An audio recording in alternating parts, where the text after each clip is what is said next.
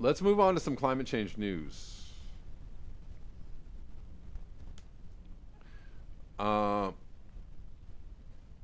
And guys, I probably will not go super long today. Although I don't know. I don't know where we're gonna go. I'm not really sure. Good tweet from Roadkill Wallaby Reef Foundation. Pro tip: being pro renewables doesn't actually prove you're fully aware and informed of the impending climate apocalypse. Hint: we can't grow, quote unquote, our way out of this mess with renewables. We need degrowth. Bravo, bravo. Here, here. Yes, I agree. We need degrowth. And let's look at this article that they linked. This is from The Guardian. This is from 2018, so a few years ago, October 4th, 2018. But relevant to the conversation. Scientists say halting deforestation just as urgent as reducing emissions. And I'm sure that I probably read this article on this very show in 2018. Protecting and restoring forests would reduce 18% of emissions by 2030 and help to avoid global temperature rise beyond 1.5C. The role of forests in combating climate change risks being overlooked by the world's governments. According to a group of scientists that has warned halting deforestation is just as urgent as eliminating the use of fossil fuels, right? We have to stop the destruction. It's not just about emissions. It's about human beings devouring the planet. One of the ways we devour the planet is deforestation. Raising the world's forests would release more than 3 trillion tons of carbon dioxide, more than the amount locked in identified global reserves of oil, coal, and gas. So that's, a bit of a problem. By protecting and restoring forests, the world would achieve 18% of emissions mitigation needed by 2030. Guess what? In the year 2020, a pandemic happened, and we reduced emissions by 17% in 3 months. You want to know how it was done? Ask me how.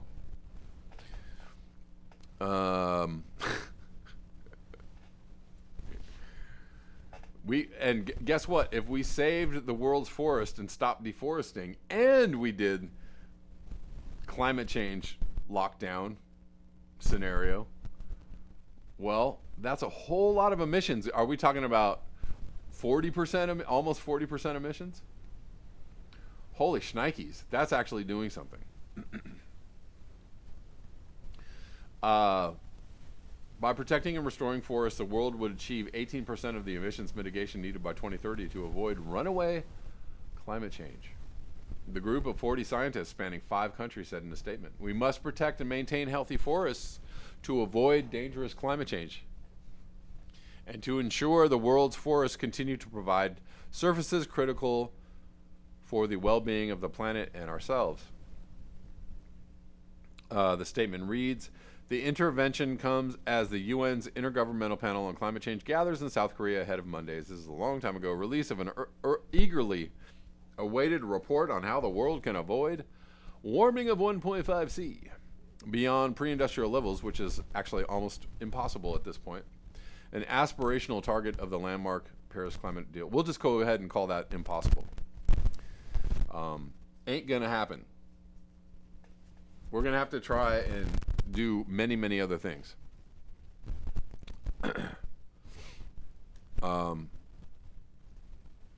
So yeah.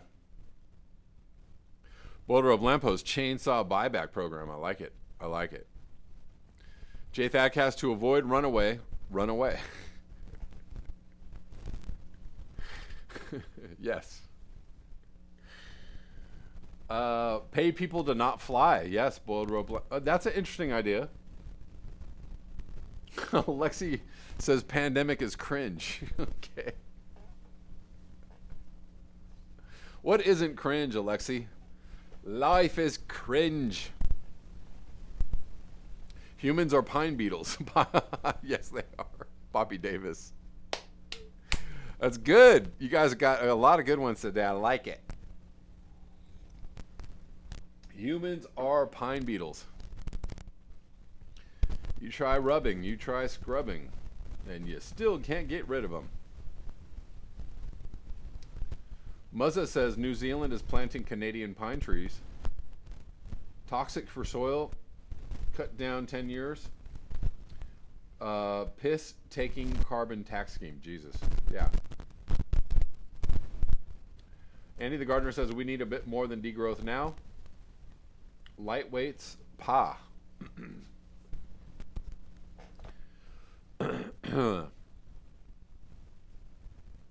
What?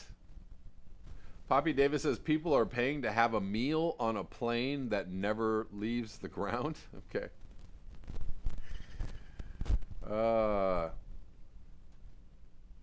Anyways.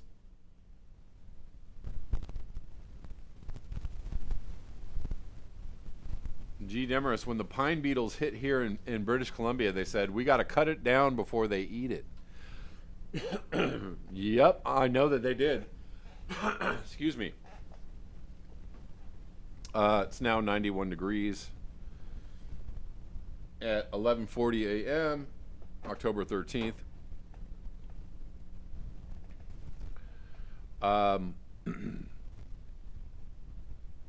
Sandy says we are now calling it chronic anthropogenic disturbance. Okay.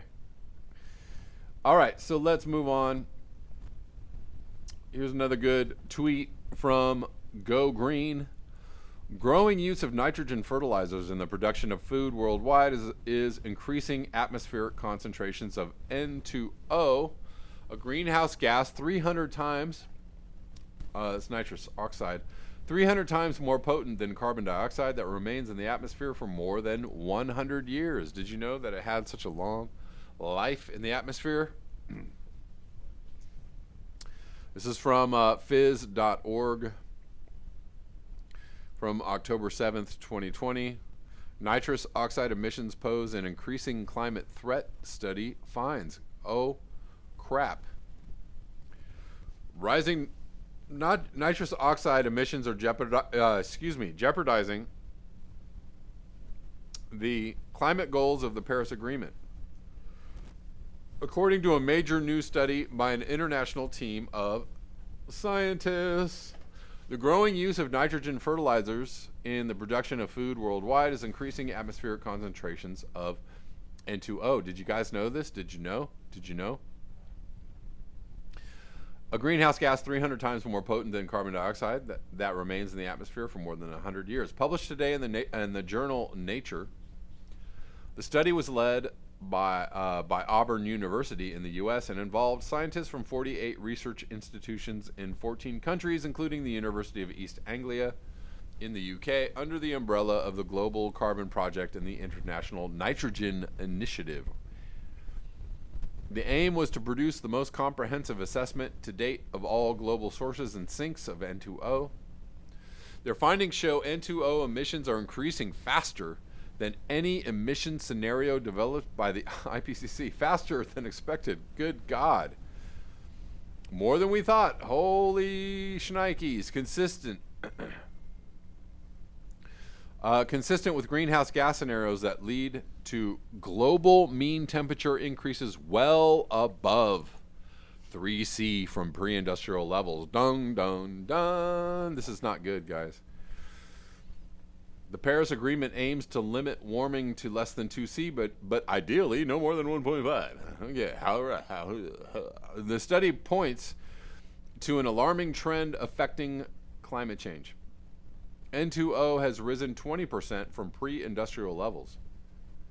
Crap. From 270 parts per billion in 1750 to 331 parts per billion in 2018.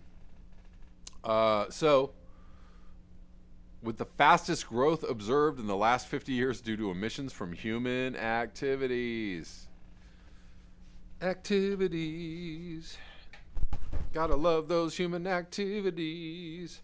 Professor Hankin Tian, director of the International Center for Climate and Global Change Research at Auburn University School of Forestry and Wildlife Sciences, co-led the study. The dominant driver of the increase in atmospheric nitrous oxide comes from agriculture, and the growing demand for food and feed for animals will further increase global nitrous oxide emissions. Will. They didn't say may. They didn't say might. They said will. Said Professor Tian, there is a conflict between the way we are feeding people and stabilizing the climate. A conflict. Hold on. You mean we can't feed as many people as we have on the planet and stabilize the climate? Is that what you're trying to say? Is that what you're saying? Oh. Well, we knew that, or some people already knew that. Some people already understand this, and other people have a little bit of a harder time understanding this. You can't do both. Bumba clot.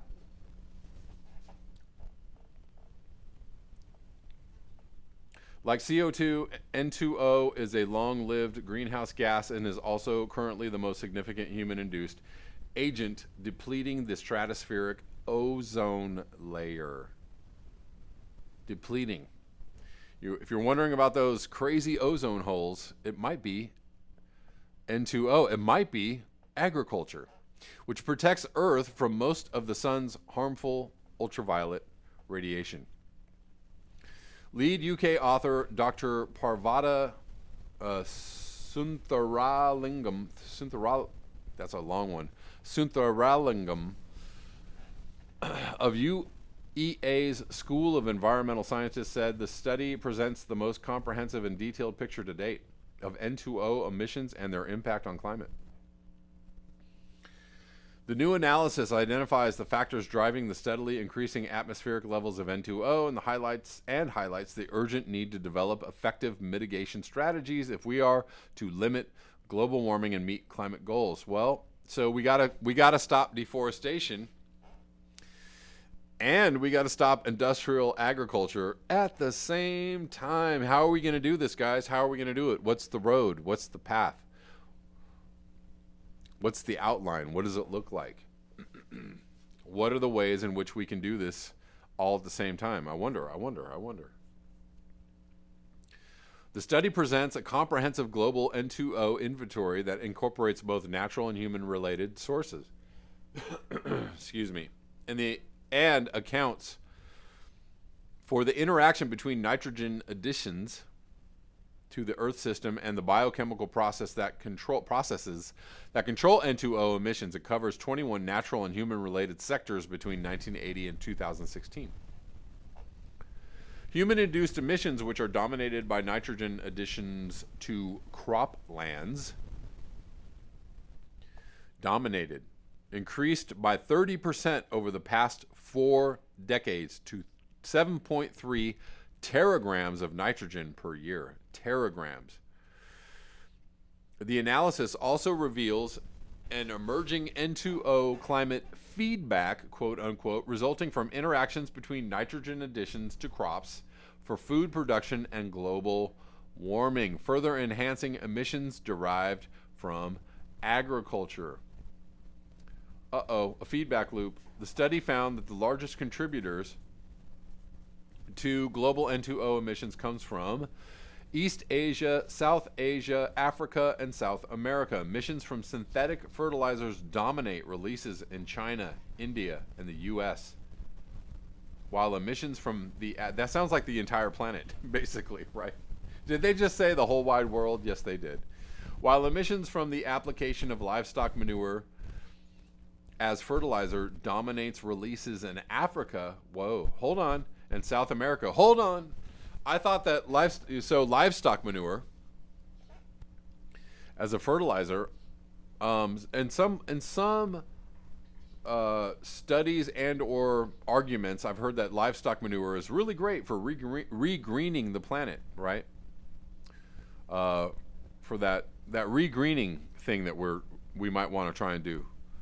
But livestock manure is part of this release of N2O. Dominates releases in Africa and South America. The highest growth rates and emissions are in emerging economies, particularly Brazil, China, and India. Well, we got to have these emerging economies. We got to, We got to feed the people. We got to have more things. We got to have more stuff. Where crop production and livestock numbers have increased. However, N2O emissions in Europe decreased in agriculture and the chemical industry. That's good. That's a positive. That's a high point. This was due to a combination of factors, including voluntary measures to remove N2O from flue gases in the nylon industry. Oh, whoa, weird. Okay, that's niche. And the introduction of an emissions trading scheme. Oh, okay. So wait, they reduced N2O from emissions trading schemes, as well as agriculture in many Western European countries moving to more efficient use of fertilizer to reduce environmental impacts such as pollution to groundwater and surface water. All right, they're on it. They're on the case. Policies on nitrogen fertilizer usage were also introduced. Policies, that means politically they did the right thing. Study co-leader Dr. Joseph Pep Cannadell, what's up, Pep, of the Commonwealth Scientific and Industrial Research Organization in Australia is executive director of the Global Carbon Project. He said this new analysis calls for a full-scale rethink in the ways we use and abuse nitrogen fertilizers globally and urges us to adopt more sustainable practices in the way we produce food, including the reduction of food waste. These findings underscore the urgency and opportunities to mitigate nitrous oxide emissions worldwide to avoid the worst of climate impacts. Yeah.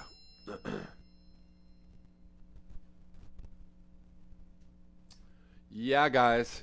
Yeah. So that's going on.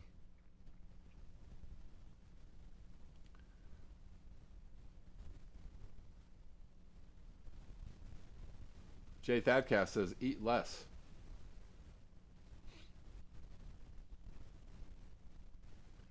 Him F says, eat less meat, especially beef. If you can eliminate it altogether, that's also good. Also good. Rich Diana, do less. Exactly.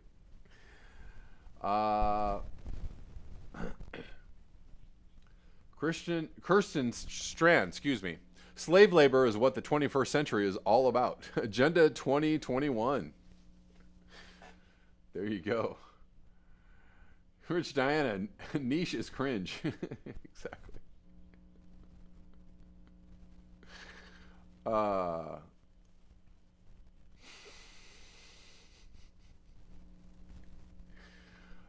You guys got me rolling today. Very, very funny.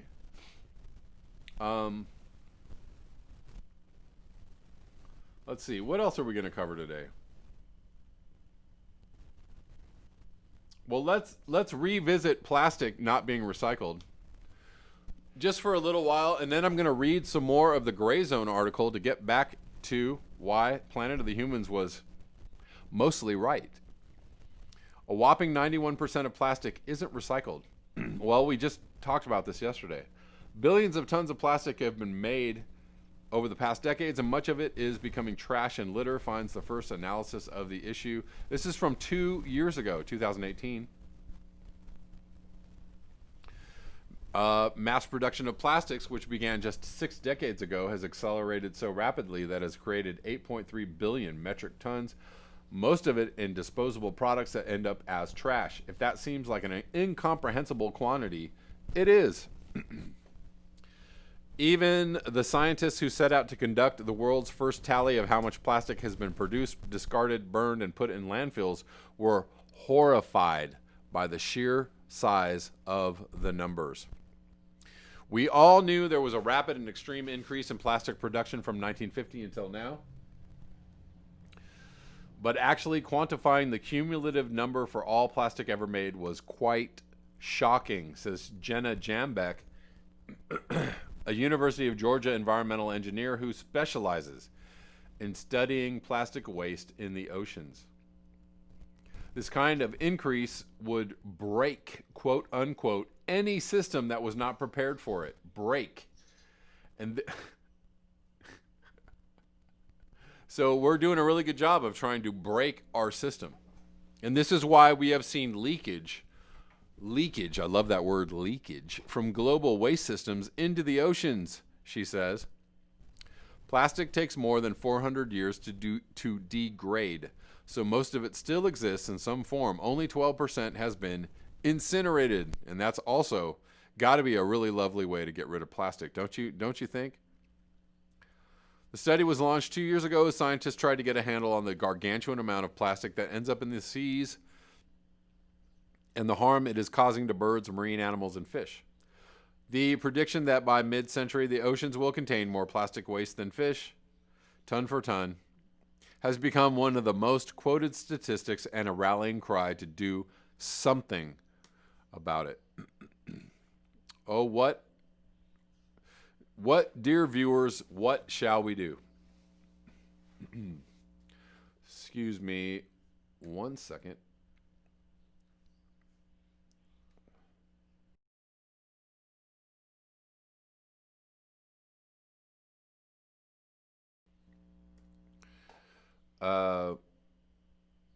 Alrighty.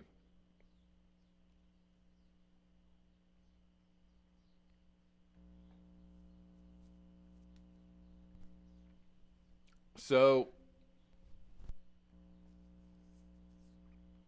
guys, I'm going to read a little more of this Gray Zone article, and then I'm going to leave you for the day. I'm going to leave off with this. So let's go back. We were following Bill McKibben, and we were following billions, if not trillions, of dollars being pumped into the renewable energy sector. So they were talking about an event that featured a cast of corporate executives from companies like PG&E and GM. Sponsors include Bank of America, PG&E, Bloomberg, Citi, Ford, GM, Prudential, Wells Fargo, Time Warner, and a collection of Fortune 500 companies. During their conversation, the investor Blood pledged to mobilize something in the order of 40 to 50 trillion of capital. Can you even imagine that amount of capital in renewables? Okay. Underscoring the massive profit center that a transition to green energy represents.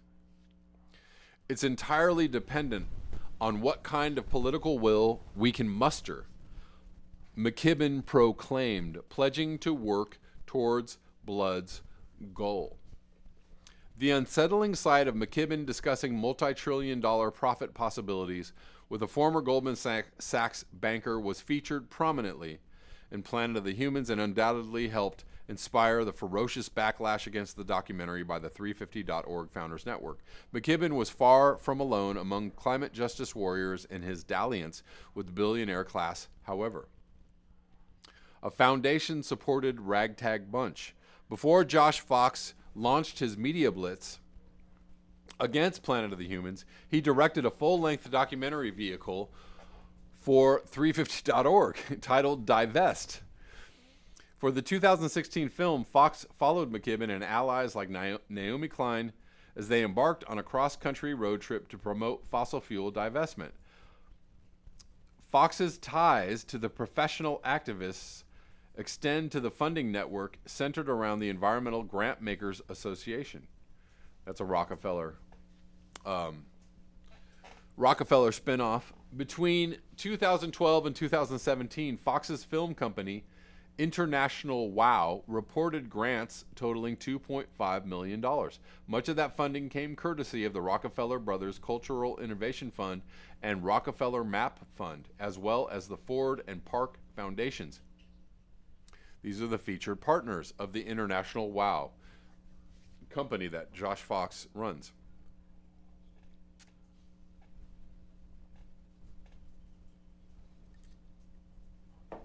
In 2012, the year Fox and his allies launched their campaign promoting fossil fuel divestment,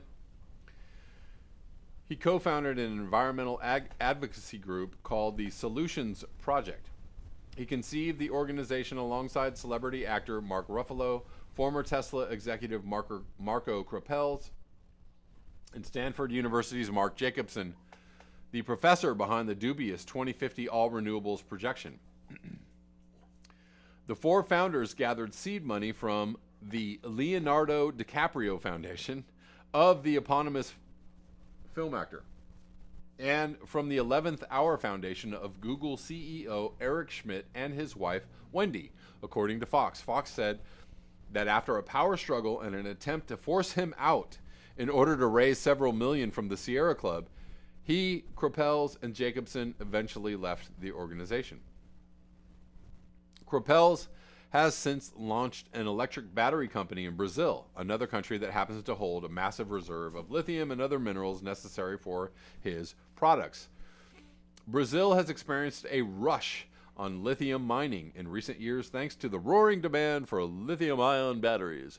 Krapels' former partner at Tesla's disastrous Solar City project, Elon Musk, announced plans this year to build an electric car factory in Brazil. Musk has even reportedly sought an audience with the country's far-right president, Jair Bolsonaro, to further his business interests.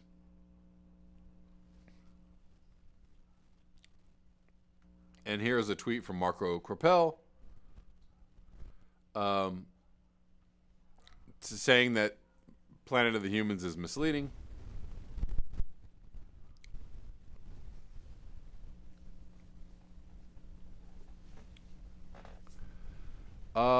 Today, the Solutions Project is 100% co-opted and sold out, Fox acknowledged.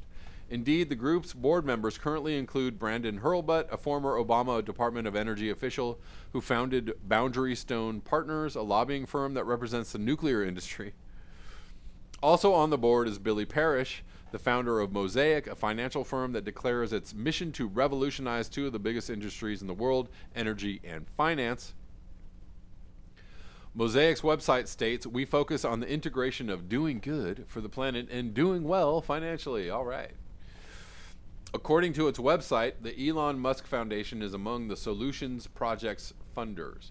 The organization describes Musk as, quote unquote, the guy who is trying to save humanity in like 4 or 5 different ways, comparing him to a Marvel Comics superhero. In reality, Musk is a ferocious union buster who recently fired workers for staying home as the COVID-19 pandemic hit, but not before deceiving them into believing they had permission to safely quarantine. God damn it, what an asshole he is. He said, go ahead and stay home, and then he fired him. That Elon Musk, that's what he did. Nice guy, good guy. We'll coup whoever we want. Arg. Guys, we have 109 watching, 43 likes. Please hit the like button. If you're new, please subscribe. Let's go back to this few more minutes. Consider, this is the Solutions Project, consider some of the most powerful names funding the Solutions Project. The Elon Musk Foundation, the 11th Hour Project, the Sarah and Ev Williams Foundation, started in 2011 by the billionaire co-founder of Twitter and Medium and wife Sarah. Skoll Global Threats Fund, the main climate giving platform for Jeffrey Skoll, multi-billionaire former president of eBay. All right. It's a who's who of who am I? Other Solutions Project support include Skoll Global Threats Fund, run by eBay billionaire Jeffrey Skoll. Skoll funded Al Gore's film on climate change, An Inconvenient Truth, which went into production soon after Gore launched his Generation Investment Management Fund. An Inconvenient Truth pointed out by Planet of the Humans. Touche. The 11th Hour Project Foundation of Google CEO Schmidt and his wife remains a supporter of the Solutions Project after ponying up the seed money to launch it. Asked in 2014 about the inequality and displacement that startup tech businesses bring to the Bay Area where Google is located, Schmidt responded, "Let us celebrate capitalism." $19 billion for 50 billion for 50 people? Good for them. Wow. When I challenged Fox about the co-optation of the climate justice politics by tech oligarchs like Skoll, Schmidt, and Musk, he grew defensive. He said, "You have to see these things in a time continuum of us trying to take off big, something bigger than anybody's ever tried to take on in the world," he stated, referencing his and his allies' fight against the fossil fuel industry. "They're bigger than Nazi Germany, bigger than America." That's weird. "Bigger than all of them combined. We're a ragtag bunch of extraordinarily committed people who are willing to put our lives on the line to stop the fossil fuel industry." Yeah, that's really laudable, Fox continued, referring to his own efforts. And for a millionaire circus barker, as Bill McKibben calls Michael Moore, to take pot shots using flawed science, dishonest techniques, misrepresentation of the timeline, and 1,000 other things that are journalistic malpractice, and that was called out by an extraordinary number of people. That's the real story here. The real bully is Michael Moore here. It's not me. The producer. This year, Josh Fox launched a one-man show and film called The Truth Has Changed. Apparently. According to promotional material for the performance, Fox narrated his experience as an eyewitness to history who was the subject of a $100 million smear campaign from the oil and gas industry. Josh Fox was the beta test for the types of propaganda and smears the gang that created Cambridge Analytica is now known for worldwide. The film's website stated, and Josh is telling his story in an uncompromising way like never before. The performance was supposed to have enjoyed a lengthy run this January at one of the most renowned venues for political theater in the country, the Public Theater in New York City. But the show was abruptly canceled after the public accused Fox of violating the theater's code of conduct through a series of verbal abuses to the staff. Apparently, he's all that. Fox, who is Jewish, retaliated by accusing the theater's director of anti-Semitism. According to the New York Times, Fox said he had been told that he was too passionate, too loud, and too emotional. Okie dokie. "To me, that's distinctly cultural," Fox told the paper. "That's a classic anti-Semitic trope." Behind the drama over the monologue's cancellation, a more salient, but so you can be an asshole basically, and whatever. If anybody says anything about it, then they're being anti-Semitic, and on and on. Behind the drama over the monologue's cancellation, a more salient issue lingered. The executive producer of Fox's The Truth Has Changed, quote unquote, was Tom Dinwoodie, a wealthy, clean tech entrepreneur and engineer who owned dozens of patents on solar technology and therefore stood to reap a massive windfall profit from the renewables revolution that Fox and his allies were campaigning for. In other words, "Josh, please do my marketing for you and I will give you a whole bunch of money. Sound fair?" And that is what he tried to do. Dinwoodie, who signed Fox's letter calling for the retraction of Planet of the Humans, was a top donor to the Rocky Mountain Institute, a so-called do tank, where he serves as a lead trustee. In 2014, Dinwoodie helped oversee the merger of his think tank with billionaire Virgin CEO Richard Branson's Carbon War Room. All right. Love to see it. You love to see it. All these very rich billionaire types getting together and forming brand new companies, which was founded with a mission to stimulate business-led market interventions that advance a low-carbon economy. Increasingly, the solutions for climate change are those policy measures that drive economic growth. A spokesman declares in a video announcing the strategic partnership between Branson's nonprofit and Dinwoodie's Rocky Mountain do tank.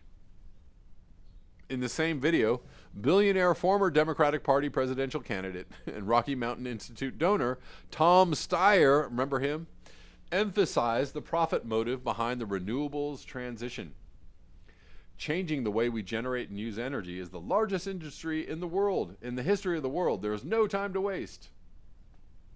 Guys, we got to get in on this money grab. We got to get in on the ground floor. This July 9, the day after the Biden-Sanders Unity Task Force released its policy recommendations, the Rocky Mountain Institute launched the Center for Climate Aligned Finance in partnership with 4 of the biggest banks in the world: Wells Fargo, Goldman Sachs, Bank of America, and JP Morgan Chase. All the usual suspects. The initiative, according to Rocky Mountain, will serve as an engine room for the financial sector to partner with corporate clients to identify practical solutions through deep partnerships with industry, civil society, and policymakers to facilitate a transition in the global economy to net zero emissions by mid-century. All right, what a goal. What a goal. Guys, we're going to get there.